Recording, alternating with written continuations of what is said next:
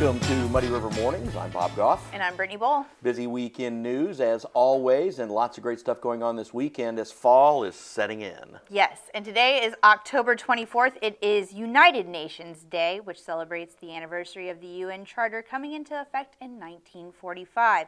It is also recognized as National Food Day, a day focused on healthy and sustainable food, and I think it's your favorite, right, Bob? National Bologna Day, a day dedicated to lunch meat. Favorite? I don't know about that. I don't mind a bologna sandwich every once in a while. What's your favorite lunch meat? Probably like deli meat, like roast beef. I think mine is ham. And go get some ham or roast beef at Neiman's, Yes. their deli section, or stop by Winking's. It's a Quincy classic, and tell them Brittany said hi. And speaking of fall and comfort food, we've got some here. Yes, so speaking, like you said, of food, we start our food and our coffee off at Crazy Cakes every Friday morning. Now, they serve breakfast or lunch all day. It's one of the only places I know that does that. So it's cool that if you're feeling a little lunch in the morning, you can grab that. And today it is lunch. It's grilled cheese and chili. Perfect for the season. It is. I mean, What kind of cheese is that, you think? I think it's white cheddar. White cheese. cheddar. Nice. It looks good. Yeah. Yeah, it was hard for me not to take a bite of the sandwich as I was walking it over here. But I did have discipline, so. For once. Yeah, cheers. Cheers. All right. Let's get our top stories started. During Quincy City Council's meeting on Monday night, Chief Adam Yates honored local resident Kyle Stewart for his quick and decisive action during the recent shooting scare at Flynn Stadium. Stewart, who humbly remarked he would do it 10 million times over, was recognized for helping intervene and likely preventing further harm.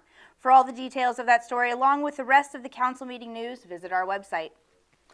The Hannibal City Council has approved the sale of a 12-acre parcel in the Hannibal Lakeside Technology Park to the Missouri Joint Municipal Electric Utility Commission as part of the Northeast Generation Project.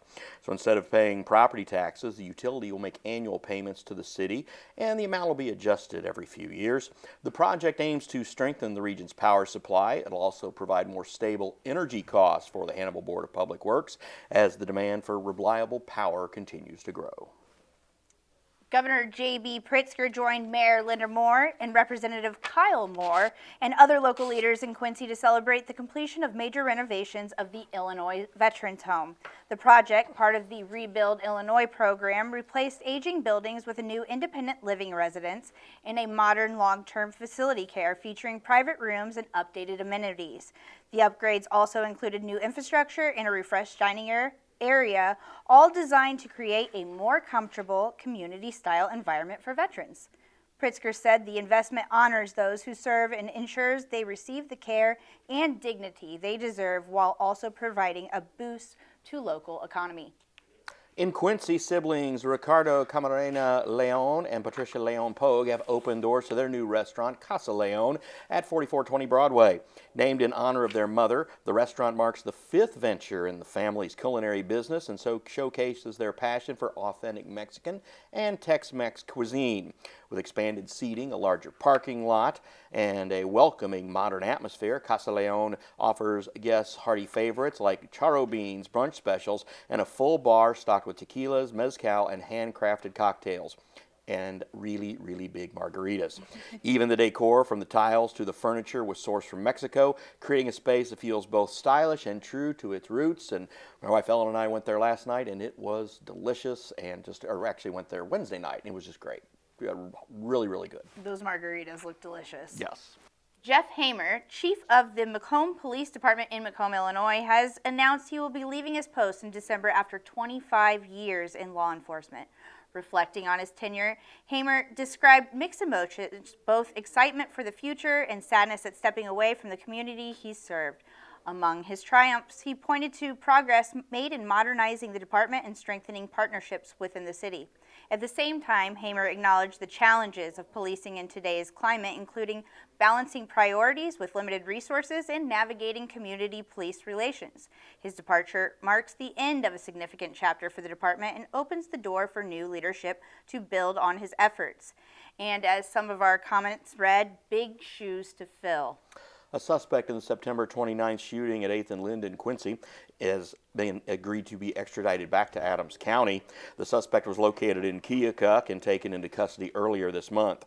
Law enforcement recovered a 9mm handgun at the scene and described the individual as armed and dangerous.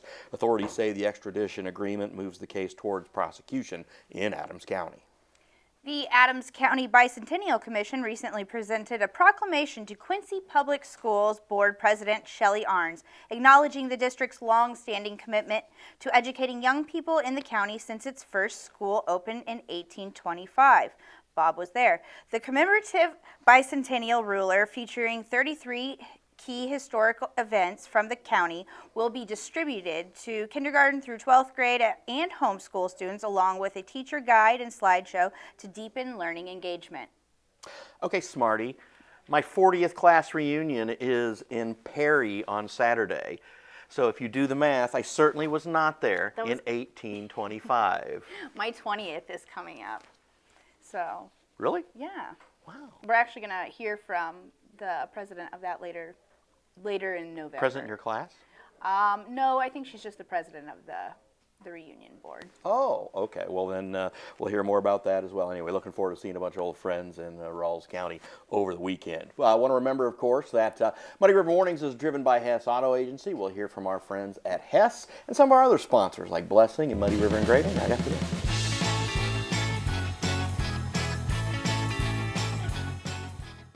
Since 1985, Hess Auto Agency has been your trusted source for pre-owned vehicles in the tri-state area. Families have experienced the Hess difference for generations and know they'll get the best vehicle buying experience in our region. With an ever-changing inventory, you'll find the right car at the right price. So when you want the best, don't guess. Choose Hess. Hess Auto Agency, 1124 North 24th in Quincy. In the tri-state area, local businesses aren't just a place to shop. They are engraved into our community. Muddy River Engraving knows, lives, and models this business mentality. Look how cute! From getting gear for your team, Those turned out nice, thank you. to a custom gift for friends or family, Muddy River Engraving will take your idea or story and bring it to life with his products. From 1 to 1,000 items, Muddy River Engraving can handle any project for you.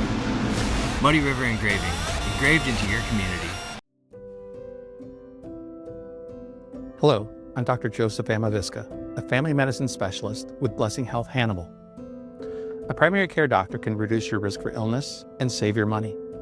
When I worked in urgent care, I saw people without a primary care doctor use these clinics not only when they were sick, but to manage chronic conditions too. That can be expensive. Having a primary care doctor, like me, lowers cost and enhances care quality. Your doctor will help you get the screenings needed to reduce the risk for illnesses. Prevention is less expensive than treatment. And your primary care doctor knows you, your medical history, and your risk factors. Personalized care enhances quality. Need a primary care physician? Call the phone number on your screen. Primary care physicians are vested in your wellness and committed to work with you to prevent illness and facilitate a healthy life. Women are exceptional. In the workplace, in the home, in the community, we fill so many roles vital not only to our success, but also the success of those around us. We deserve health care that is as exceptional as we are. Blessing Health meets the varied needs of every woman, from OB/GYN care and breast health to pediatrics for those of us who have little ones in our life. Blessing Health, with you every step of the way.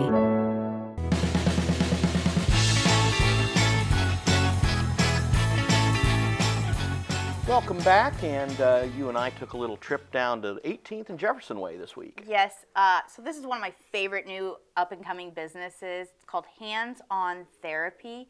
The concept is just something I feel like this community needs. It's therapy, like physical therapy, massage therapy, basically anything you need to feel wellness outside of having those insurance claims that you need to make, and where it's like you have to do this and this and this. Right. All right. It's very easygoing. All right, well, it sounds great, and let's hear what Brittany had to say with the ladies from Hands-On Therapy. Hey everybody, Brittany Boll here at Hands On Therapy, located at 1905 Jefferson. It's a new place. I'm here with Elena Gribler and Leah Whipple. They are the owners and operators, and we're just here to tell you a little bit about it. So, Elena, tell me, what is Hands On Therapy about? Yeah, absolutely. So it's a cash-based physical therapy clinic. So we're not going through insurance. Everything is just upfront pricing, very transparent. Hopefully we're trying to get people that, maybe have had issues with insurance and stuff in the past, or, they're just looking for ways that they can get therapy without having to go through, the difficulty with insurance or perhaps even referrals from the doctor. So, Perfect. All right, Leah, tell me a little bit about the services that you guys have to offer. Yeah, so Elena and I do, obviously, hands-on therapy.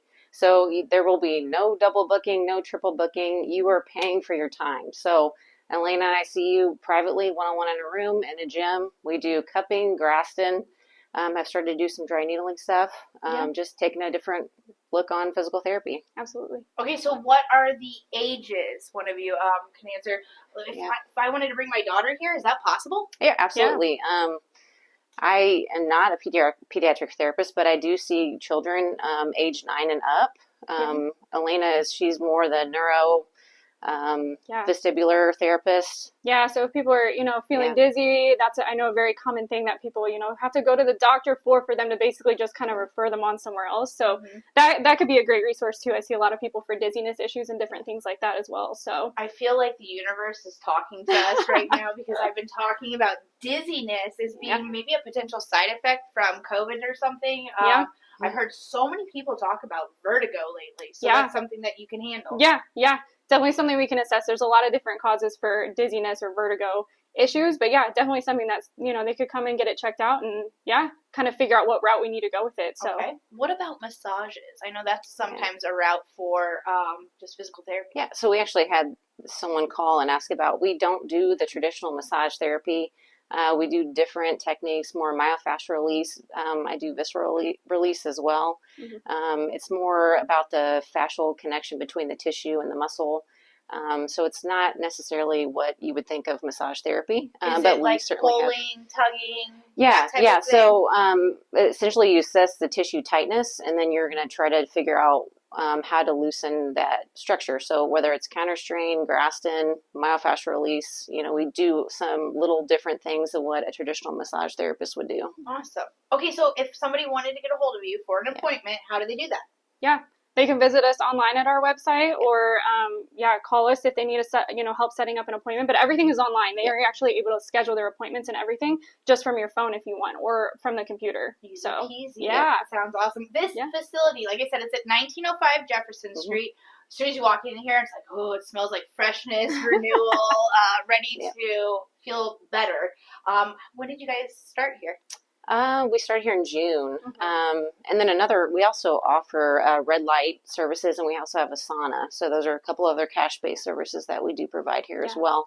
And that information is on our website. Yeah, okay, so I saw that, and I realized it's like a session-based, sounds like a great Christmas present. Right, you would see Elena and I for some manual hands-on therapy, and then afterwards you can hang out in the sauna, do some red light therapy. But absolutely, we offer punch cards, and so if you're looking for a way to feel better about yourself without the attachments of insurance, I love that, because I just had a deal or a run-in with that myself. Absolutely. When it comes to physical therapy, it's not always easy. Call these guys. I can't wait to learn more about hands-on therapy. We will have more with them in the future. Check them out. If you're 55 or older and ready for quality, independent living, Good Samaritan Home of Quincy is your first choice. We're constructing new duplexes and single-unit cottages ready for you. Prepay your lease now and customize your future cottage. Say goodbye to the hassles of yard work, snow removal, and home maintenance, and say hello to stress-free, independent living. There is limited availability, so call Good Samaritan Home today at 223-8717 or see for yourself at gshq.org.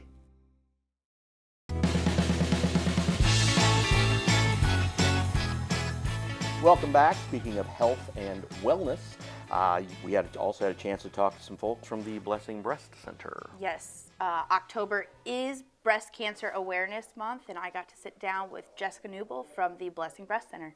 October is Breast Cancer Awareness Month, and today we are spotlighting one of the many local people that help our local patients through that journey.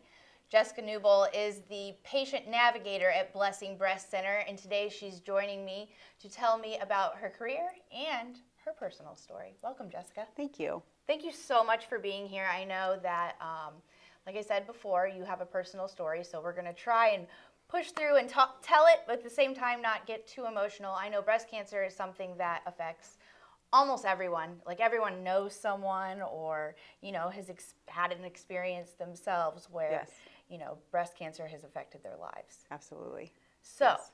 let's start off with understanding the role of what patient navigator means. Yes. So I get to help women when they're newly diagnosed through their journey of treatment. I get to help them meet with their physicians, understand the proposed treatment plan. I am a consistent contact for them when they get home and they don't understand what was being discussed, or they're second guessing, or they have questions, or they just need to hear it again. They can call me anytime. We talk about it over and over. I help coordinate different tests and studies that need to be done in order to expedite things and get their treatment moving quicker. I take notes, write things down for them so they have a record of it at home. And I also get to see them through, the beginning where they just get the news, through the treatment, and then at the end and get to follow them through after their treatment and when that treatment's done. And so it's very rewarding, and I'm very fortunate to be able to do this. I love this work every day. You said it's rewarding.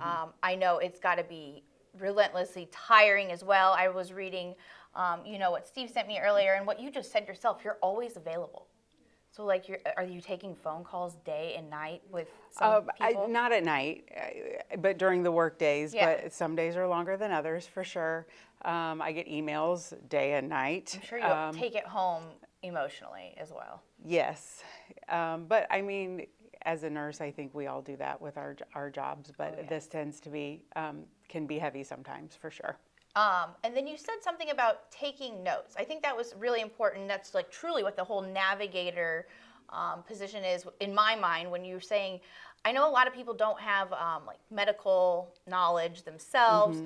I know even when I'm in the doctor's office, just my plain doctor's office, and they're saying something, I take that back. I have a new doctor that likes to talk, and she will break it down for me. But prior to that, it's almost like you're lost, and I could see that you're being lost as well once getting that diagnosis. So you truly are the navigator. Sure, and I encourage these patients to bring someone with them to their appointments. More ears are better than just one set, for sure. But when the patients are in these appointments, they're only hearing and processing a fraction of what is being said.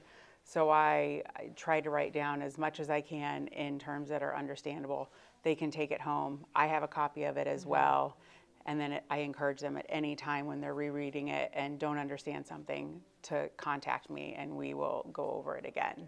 So a lot of times, like what you were just saying there, it's like when you hear something, obviously you're hearing something that you don't want to hear.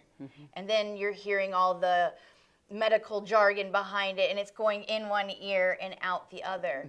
Something that would resonate with newly diagnosed patients, what would you say to them, or what are the things that you say? Because I know that I've heard people attest that you're an angel, that you are truly there for them. So what would be some of the words of wisdom that you would say to a newly diagnosed? Well, I think when anyone hears the diagnosis of cancer, it's very scary, and our mind goes to the worst possible outcome, naturally. But the more we learn about breast cancer, and the better our treatments get, and the better our screenings get, the earlier we catch it, the better treatment is, and it is turning more into a chronic illness that can be managed throughout your lifetime rather than what people think is a death sentence. Yeah. So I try to just calm their nerves initially and listen to what the providers have to say. And our providers are very good about, explaining to them that if it's caught early, which a lot of the times we are catching it very early, that it is very treatable, and cancer doesn't equal, the worst case scenario. So we just one step at a time, one decision at a time, and there's a lot of waiting involved because a lot of steps, a lot of tests, a lot of one piece at a time we have to go through, and that can be very difficult for patients and their family for the waiting. So I just try to be, available to them when they need, and talk them through each step and explain and re-explain until they understand. And a lot of times patients come into this with no knowledge of how the process works, and that can be very scary. So just educating them can provide a lot of reassurance and peace. And taking, like you said, calm steps. You seem like a very equanimous person yourself, in your voice and in your demeanor. You are, you're a very comforting soul in and of, Thank you. Okay, so speaking of you and steps, you weren't always a patient navigator. No. What did you do before this? I was a labor and delivery nurse for 18 years at Blessing. I thought that's what I was going to do my whole career. I thought that was my calling, and I loved it. I loved the adrenaline and helping women become mothers, and in that piece of their journey, it was beautiful. You say adrenaline, I can feel it now too. Yeah, absolutely. It was great. And I just thought that's what I was going to do. I had no interest in pursuing any other field of nursing. What made you change your mind? Well, I was diagnosed 8 years ago with breast cancer, and went through treatment and did okay, and continued on nursing in labor and delivery, postpartum area. And at that time, we were taking care of more breast surgery patients, and it just was coincidental that we were getting more of them. And I turned into kind of the go-to nurse to help take care of these patients, and if people had questions, and just because I had lived it. And so I just had more comfort in it, or I was more comfortable taking care of them, maybe. I don't know. That wasn't maybe necessarily in our comfort zone at that time. But regardless, I just enjoyed that piece of it. Okay. And then this navigation role opened up, and all at once I got a few phone calls from just random people within the health system that were like, do you know this position's open? And I already called someone and let them know about you, and that you should, look into it. And I really wasn't looking necessarily, but someone was calling you. Yes. So I made some phone calls, and I just put my name in the ring, and it just all fell into place. There was a bigger plan at work, for sure. There's always a bigger plan with the universe, and nothing says expert like the actual experience. So I think you did find your place. Yes. And I'm glad that you're there. I'm glad that you got to live these two journeys, and I'm more than happy that you are a survivor. Oh, thank you. Let's talk a little bit about early detection, because it is Breast Cancer Awareness Month. Yes. So this is the month that we are stressing for self-exams, taking care of yourself, getting checked out. Where do we start? Okay. So annual mammograms, we know our screening mammograms are finding early cancers earlier and earlier. They're finding breast cancers before we can even feel them on self-exam. So very important to get your annual mammogram. Women of average risk should start at 40. If you are considered high risk, then there is room for earlier screening, and that should be discussed with your care provider to determine if you're at high risk or not. Breast self-exam, absolutely. We should be doing that monthly. You should be aware of what your normal is. That way you are more aware of when something changes, when there's something abnormal. So whenever you notice anything abnormal at all, contact your doctor. And then they can help you determine if you need to have some imaging done, whether it be a mammogram, an ultrasound, MRI, whatnot. What would you say to women, I guess including myself at times? I'm not at 40, but I know I was at that probably prone level like we talked about. What do you say to those, I guess men and women too, anybody that's putting off that mammogram? There's a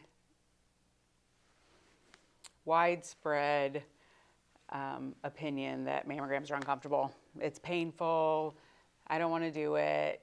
Our techs at the breast center are fantastic. They will do their best to get great images while keeping you as comfortable as possible. I can't promise that there is not some discomfort involved in it. However, it is short. And in the big picture, a few minutes of some discomfort to possibly find something early is far less traumatic than a disease that is diagnosed later. Absolutely. So find a friend, find a sister or someone, do it with you, make a date out of it, do it annually together, and just get it done. Mimosas afterwards. Yeah, treat I mean, yourself. we just had someone come into the breast center today. First thing this morning, she came in for her mammogram, and she was just like, I love this department. Everyone's so wonderful. I wish I could get all my care here. I mean, you know, it's not always negative, but we tend to dwell on the negative, unfortunately. So it can be a positive experience, and we know that if we detect things earlier, we have far better outcomes. So, and I love seeing the breast center, the Blessing Breast Center, grow and develop, just like our technology. I'm so glad that they got you on board to navigate through this. Thank you for being here today. Yeah, thank you so much. Lots of shows and programs all going on at the same time that we have to record around here. It is. It's we've kind of outgrown our spaces a little bit, but that's not a bad thing. No, not We have at all. lots to provide for you, lots Yes. of entertainment and news. And speaking of entertainment, on Frankie Say this week, our high-tech in the Heartland star heads on over to the Frankie Pod for a visit.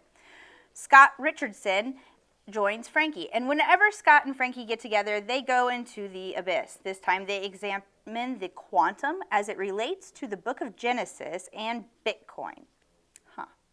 They had planned on the topics of CRISPR and college football, but when you only have an hour, you do what you have to do. My conversation with Scott always leaves me scared because he does all this research, and it's like, again, the technology is going to take us over very, very soon, that's for sure. So, our guests with Minutes with the Mayor this week, brought to you by Mercantile Bank. We had Megan Meyer and Ray Wheeler from the Quincy Transit Lines. Ray is a retired bus driver, but he came to give Megan some moral support as she was a little nervous, but you sure couldn't tell on her first visit. We talked about the current state of public transportation, also the expansions of bus routes and why it's there for its community needs. Megan said that 1,200 people a day ride the bus, which I thought was pretty impressive. Ray, again, drove buses for 22 years. He shares his experiences on the road and how ridership has changed over the years. And they also talk about the upgrades on buses, clear route information, and trying to keep everything accessible for public transportation. And we also talked about putting Brittany and Ashley on the side of a bus. Later today on Club Muddy, Alderman and now Quincy Public Library Board member Jake Reed joins us for a conversation about his new role and his hopes for the library's future. We dive into the recent concerns surrounding age-appropriate materials and the decisions by both QCS and QPS to refuse bookmobile services. The discussion opens the pages on how community values, access, and education intersect, and what steps the library board is taking to keep Quincy's shelves open to all. Shane Holsey's been a busy guy this week, along with his regular sports duties. He joins me on Picks, Parlays, and Pints, brought to you by the Utopia Event Center and by Heck Gaming. And we picked college football and pro football games and had a really fun time doing it. So I hope you watch Picks, Parlays, and Pints, which you can watch on our Facebook page or on muddyriver.tv. Then Shane joins me on Coffee Talk, brought to you by EFB. Shane and me spill the tea on the infamous viral Aaron Rodgers same-team tackle and discuss the internet's strange behavior during the governor's visit. Put your tinfoil hats on and give us a listen. If you don't have a tinfoil, Brittany and Ashley have plenty for you. On the Business Spotlight this week, Ron Kincher sat down with Jeff Oberling from Cornerstone Auctions, and they talked a little bit about the auction business, so please give that a watch. On the Daily Muddies this week, we served up some fall vibes and different Halloween-themed events. On Tuesday, Teresa Luce Tedrow stopped by to give me all the details about the upcoming turkey dinner at Bluff Hall Church. And then the high-energied Lisa Warner swings by to talk about high fitness and what that class can do for you at the YMCA. No bones about it. You'll have to check that out. On Wednesday, I sit down with Jacob Hollensteiner of Young Life to talk trivia and what the program can do for the community's youth. And then Brianna Rivera, the director of the district, stops by to talk Trick or Treat. Their annual downtown Trick or Treat will be happening tomorrow morning, rain or shine, downtown. I think that meeting spot is at 7th and Main. Give the interview a listen for all the details. Then on Thursday, DOB from the BBB comes to chat Halloween scams. Holiday glam and my first real scam encounter. They almost got me, but surrendered after they saw the power of words in the mini reviews that I left. Thank you to Michelle for lining up that nice theme week on the Daily Muddies. And if you missed the latest road trips with Randy, you can still catch that on Muddy River TV. Randy, Ashley, and Brittany, go ahead and head over to A Building for QPS Arts. Of course, we have Night to Dream Big coming up and 4 A Building legends who are going to be honored on November 7th at the Night to Dream Big. You can get the information there at qpsfoundation.org. Now it's time for sports, brought to you by Neiman's. Happy Friday morning, Muddy Buddies. Matt Shuckman, Chris Dewar, ready for another eventful weekend. We've had a state championship this week. Good start. Is awesome. Good start to the fall. It is, and I think we might have a few more starting to now evolve as we go over the next course of weeks here. And we're going to find out on Saturday if one of our area softball teams has a shot at defending a state championship. You'll be in Highland on Saturday. Highland takes on South Harrison in the state quarterfinals. We're going for a Christ sister double state championship now. Morgan won one this week as part of the Highland girls golf team. Bailey's going to try to take her shot to get back and repeat in Springfield if they can take care of business against South Harrison. We're going to have to do our homework. I don't know if that's ever happened. I mean, twin sisters, that's different sports. Different sports at the same time. That's a unique one. I would say that's pretty unique. That is. So we'll see what we can come up with. But it might be fun to throw them on the back of the truck for a shuck on a truck type thing. Oh, I think it will. Just don't ask Bailey about my presence in her home run. Oh, that'd be my first question. Oh, that hurts. I have been a jinx to that poor girl all season long. Maybe that changes Saturday. Let's hope it changes Saturday. We are in week 9 of the high school football season. We're wrapping up Saturday night. About 8 o'clock is when the IHSA football pairing show starts.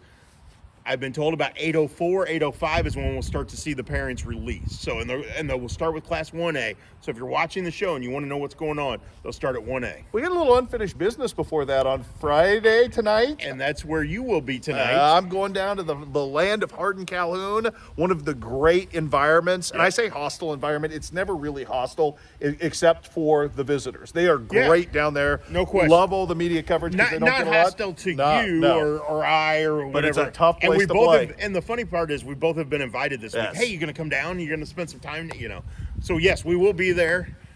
Big test for Brown County. Without a doubt. A very good Calhoun team. Aaron Elmore's done a fantastic job with that program. No surprise because, this is year 13 for him now. I didn't even realize. I read that in Tourism this week and went, it's been that many? Mind-boggling. Was a great coach at Beardstown, and obviously we knew this was coming. His son is now the starting quarterback, sophomore, really talented kid, which has given them a dimension. We knew last year that it was going to be Connor Longnecker. Without a doubt. Just going downhill. Now freshman at Quincy University. Yes, going downhill on you. Their version of Elijah Ginnenbacher, Yep. for lack of a better word. They've got a bunch of really talented backs, but they can throw the football now, which is going to stretch Brown County defensively. I think the other thing happens, though, here as well. I don't know that Calhoun has seen a front yet this season as big and physical as Brown County. So this is a good way to jump into the playoff. This is a playoff game. It is. It's like a round 2 game already. So we'll have that. So we'll have all of that. We've got the Missouri side wrapping up as well this week. District play begins next week. So we'll know who exactly where falls into what seed in the district pairing. So we'll have all that coming for you next week. We do, but we still have a little drama too in Illinois with Unity Payson, obviously. Trying to get into the playoffs. Quincy High and Q&D trying to improve their seeds. Yeah, so there's a lot at stake Friday night. It's not a week 9 throwaway week. No, and we kind of like that, don't we? Yeah, I mean, without a doubt. And that builds into a pretty big Saturday beyond just the softball diamond. Without a doubt. Quincy Notre Dame will be playing for a regional soccer championship Saturday morning against Beardstown. That's at 10 a.m. And at first I'm like, why are they playing at 10 a.m.? Because a lot of the other ones I've looked at are afternoon, even some evening regional championships. It's homecoming. Yeah, makes sense. So they want to get the soccer game out of the way, and Beardstown was fine with that. Everybody was fine with that. So Q&D versus Beardstown at 10 a.m. Saturday. Perfect timing. Title. Plus, we also have the start of Illinois cross country. Yep. So we'll be tracking some of that with regionals going on. Again, it's all getting to the point, Chuck, where we're racing to the finish line on autumn. And all of a sudden, I believe we have college basketball in the area on Saturday with the Culver-Stockton women for the first time. We do, and next week we've got exhibition games coming up for QU men. So we got to transition pretty quick. They don't give us any time to relax and to luxuriate in what happened. We just go forward. But do we ever really relax? No, because we even have a new project coming. We can't. We do. We can't say a lot yet, can we? Well, it depends on which one. I'm talking about the one we just filmed a little stuff for yes, earlier we can today. talk about that. Okay, so good deal. coming Monday, 25 of 25 kicks off. 25 years, the first 25 years of the century. He and I, this will tell you how old we are, and we both have covered all 25 years of various sports for the first 25 years of the century. So we sat down, put our noggins together, and came up with our list of the 25 best moments of 25 years. 25 of 25. There's a scary thought, a Dewar-Shuckman think tank. Who wants any part of that? Well, it's basically what Mud Brothers is. That's very true. So, and God bless you all for watching us. Exactly. Yes. So 25 of 25 debuts Monday with number 25. We're going to count down every week until the end of the year. So December 31st, I believe, is when our final one, number 1 on the list, will drop. And it's going to vary. We're going to go 3 one week to the next. We're going to kind of mix it up. So, to make the numbers work. To make the numbers work, and so that it's not, we're not overloading you. So again, number 25 on Monday. Again, 25 of 25 brought to you by Prairie Land FS. I'm excited for and I love our kickoff one. Our number 25 is really cool. It spurred a lot of debate just trying to come up with just 25 because we could have easily done 150 if we really sat down and wanted to. And the real fun of it and we'll address some of this Monday when we get this started, but some of the fun for me was going back and going, oh, I forgot about that. Oh, I forgot about that. Next thing you know, I had a list of like 60 moments and I'm like, how in the... So we're going to sprinkle some other stuff in. We're going to have 25 moments. Yes. But he's going to have some Durisms type moments where he maybe ranks some things. I'm gonna have some columns dropped in. I think I'm gonna pick my 10 favorite games I've covered of the 25 years. And we're gonna talk about stuff that some of the stuff Chuck and I didn't share because we were working different jobs in different markets. In Durisms, I am gonna cover some of the stuff that he wasn't privy to. That again were favorite moments of the 25 years. And so our 25 of 25 are things that you and I both covered. Right. There are things outside of that only one of us covered because of where we were, in our jobs, and what teams we covered and that kind of stuff.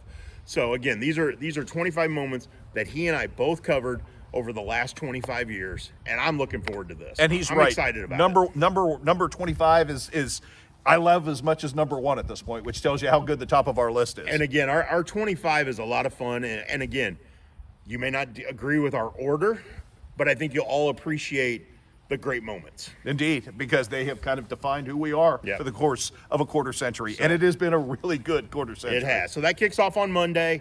You can look forward to that. We'll have 3 next week. Monday, Wednesday, Friday are our first 3 drops. So make sure you check that out. As always, everything at muddyriversports.com. He'll be out and about all weekend.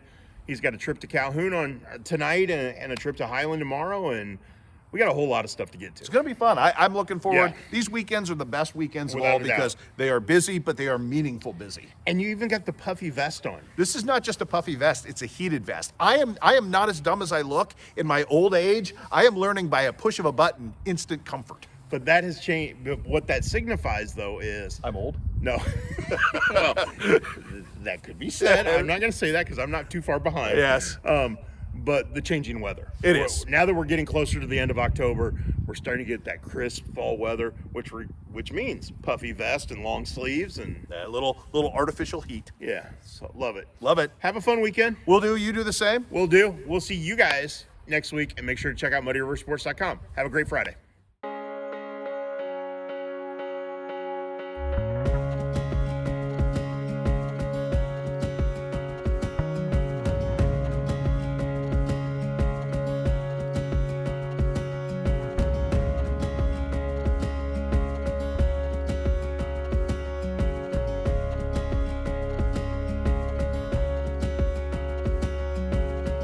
Neiman's, your neighborhood market.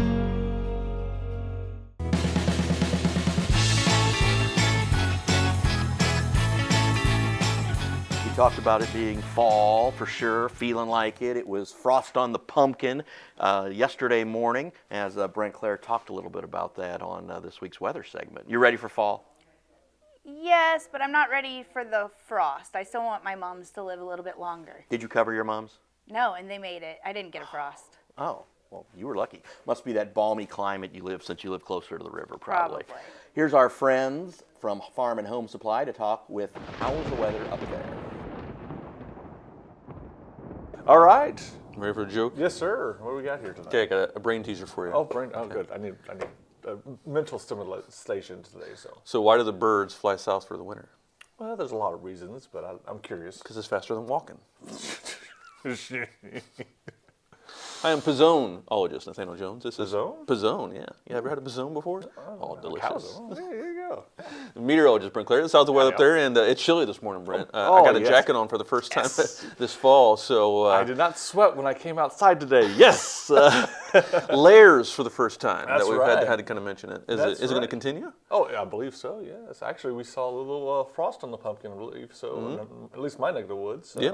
A nice, decent. I had to leave the car out for once tonight, last night. Yeah, defrost on it. Yeah, defrost on there, and rest of the grass had a nice little sheen on it. So yeah, first frost of the year. So yeah, about 34 is about as low as I saw it. So that's pretty darn close to freezing. But obviously, if we had a contest, it's still going on. So, but we are going to see some really seasonable temperatures for the next week at least, as we stay in that 60-degree range for highs, right around 60, and then lows will moderate as we go. Tonight we'll still have Thursday night we'll still have a pretty chilly night. Probably see another round of frost. But as we go into this weekend, to see a storm system moving in, and what will turn into what they call the cutoff low. So it's one of those that just kind of sits around and stirs and churns, but really won't do too much. Might put down a few sprinkles every now and then. Nothing really heavy yet, but then again, one shower might pop up and produce more than the other. So this will cause daytime highs, again, stay right around 60, but overnight lows will be in the warmer mid-40s, as you say. So because of the cloud cover and just the fact that if you want to know what the optimum conditions for cool nights, it's calm winds and clear skies. Yeah. If you ever noticed that, you probably have before. But that's where you allow the most radiational cooling. There's a big word. There's a vocabulary again. Where you're allowing the ground to completely, allow all that heat to rise, and then when it rises, the cool air comes down. So, and then the air is not mixed because of the wind. So that's where you get the most cooling on those clear skies and cool nights, or calm nights. Well, we won't see this weekend. We're going to see cloudy skies and maybe a little breezy at night. So that's why we'll see temperatures in the mid-40s. So get through Monday and Tuesday, then another front comes through, and then we could see highs in the 50s next week. So Thanksgiving might be a little chilly, or Thanksgiving. Halloween. I'm already jumping ahead. I saw a turkey dinner advertised on the way in. I've already got turkey on the mind. I'm looking forward to the food, but I don't know if I'm ready quite yet. So anyway, Halloween might be a little chilly next week. But then again, you layer it up in the Halloween, and then go to your activities for that. So one thing I did want to ask you about, Yes, so I've sir. seen it kind of percolating on social media of a low pressure system maybe coming in next week. It could be moving some more wind. Obviously, we've had a lot of wind over the past couple of days, but potential for storm systems. Do you see that in the forecast of still having some sort of secondary severe weather season here? No, not for the next few days. We obviously going to be too cool for that. So the low is, again, the low pressure system is going to be more cut off. It's not going to be tied into more dynamics with the atmosphere to produce that severe weather. So I don't think that's going to happen next weekend. So we're going to have to look further down. I always say never give up until about this. Well, even December we've had tornadoes in the Midwest. 2021, that massive tornado went through Mayfield, Kentucky, Kentucky, I believe where it was. December 10th. So we can have, and then of course the one that always sticks in my mind is Washington, Illinois, 11, 17, 13. So we're never completely out of that, but we're moving more into the cooler. You've noticed we're finally getting into cooler temperatures, and this is the way it's going to go. It was crazy last night. Is like click, the darkness so early and the angles so sharp. It's like as we were harvesting. Shadows. The shadows of the angles, we're finishing harvest and just like, oh man, just the way it is. And then how the skies are really turning those reds, those pinks and all that stuff. So we are getting closer or further along in the fall areas. So things are changing, absolutely. So as we move further into November, we're obviously going to have to start looking for that first snow. Yeah. And again, you've heard from us, you've heard from others, probably going to be a little more dynamic. But I always say that the more snow you have in December, the less you have in the rest of the year. So we'll have to see how far that happens. So. Well, there's an indicator of that supposedly too. An old wives' tale. I saw my woolly worm and I had to get a picture of him. Yes, sir. So, do you know the old wives' tale about woolly yes, worms? Yes. Okay, so we'll put that picture up on the screen. What does that woolly worm tell you? What's the weather going to be like this winter? Well, what that tells me is that it is becoming colder because the head is darker than the tail, so that it's walking into the colder weather. Okay, so that's my theory. So some say how big the brown is how mild it is. And the black describes how deep and dark and cold it's so going to be. For some of these when you are multicolored, I look at they are the nearby forecasters. So you will notice in the last few weeks last week I should say, that the head is becoming more darker than the tail. But a few weeks ago, the tail was darker than the head because we were moving into warmer temperatures. So you're saying it's only a nearby forecast, not a groundhog that does 6 weeks or 8 weeks. Well, this particular one is a nearby one. Okay. But you've noticed a lot of total black cowbirds. Now, as usually you would see, you might see total blacks or you might see total browns. This year it's been total blacks. So that is my long-term forecaster. These are my short terms, and there's two different woolly worms. How do you tell them apart? Because one is full body colored, and one is partial like this. Is one fatter than the other one? Yes. Oh, okay. Is the black one fatter? Yes. Okay.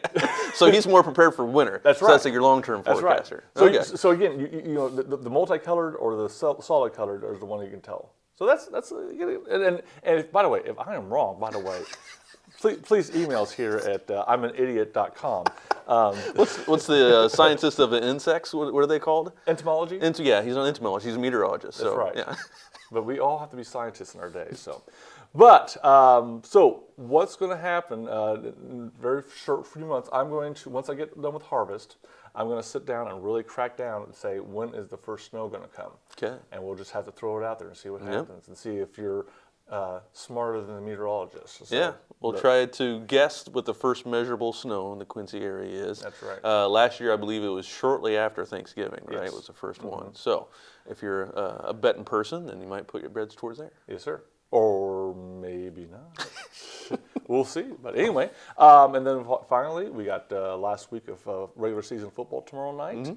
Again, going to be in that 40s. So Have to wear a jacket, have to wear a blanket for the bleachers. It's finally hoodie weather. I love Finally hoodie weather. I love hoodie weather. I don't think I can wear the gloves yet on the field. I think I might get riddled for that. So, but it's definitely going to be chilly out there. But again, for the final season, a lot of teams be the last game of the year. So go out and support them. Make sure it's going to be great weather for it. So hopefully everyone will find their favorite team and support them and enjoy this beautiful fall weather. Probably get to grab a hot cocoa, right? Absolutely. Yeah. Sounds good. Well, another busy weekend coming up. Lots of stuff to talk about. Q&D's Homecoming is this weekend with their homecoming football game starting tonight at 7 p.m. Their week-long celebration then is followed by their dance on Saturday. We wish everyone a happy, safe homecoming. And if you'd like the list of the homecoming court, visit our website for that story. Tonight and tomorrow from 6 to 9, the Fright Night for Honor Flight is back. This is a Halloween driving tour. We'll see some of the best decorations in the Quincy community. For a complete list of stops that you are seeing some of those right now, go to cquincy.com and click their events link.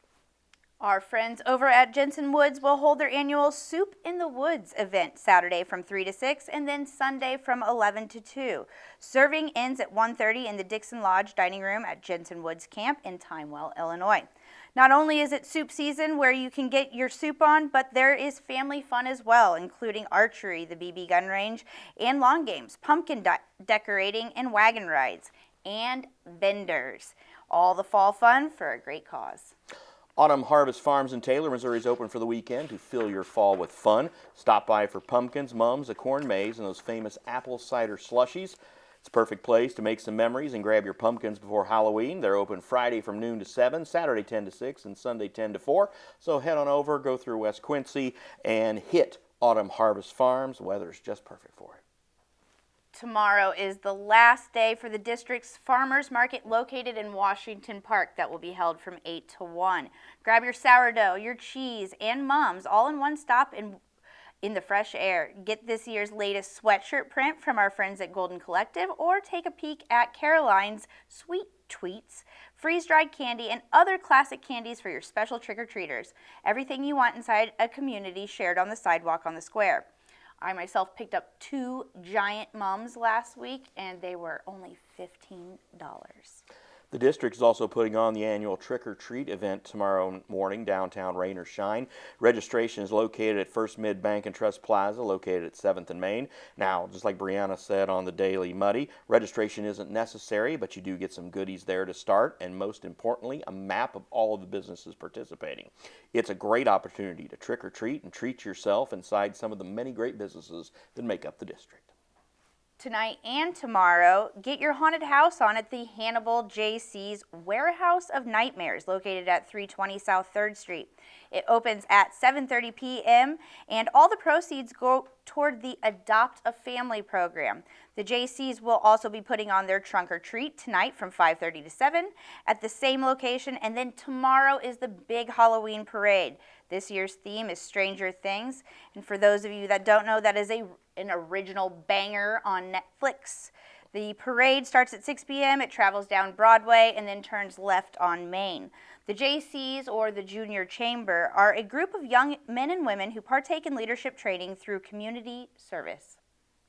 Next Monday, Muddy TV Cribs gets a little bit of a twist to Muddy TV Crypts. Randy and Brittany explore the inside of the mausoleum at Woodland Cemetery.